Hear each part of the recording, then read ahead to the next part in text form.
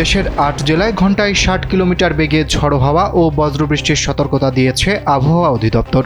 সোমবার রাত ১টা পর্যন্ত দেশের অভ্যন্তরীণ নদীবন্দরগুলোর জন্য দেওয়া সতর্কবার্তায় এ তথ্য জানিয়েছে সংস্থাটি।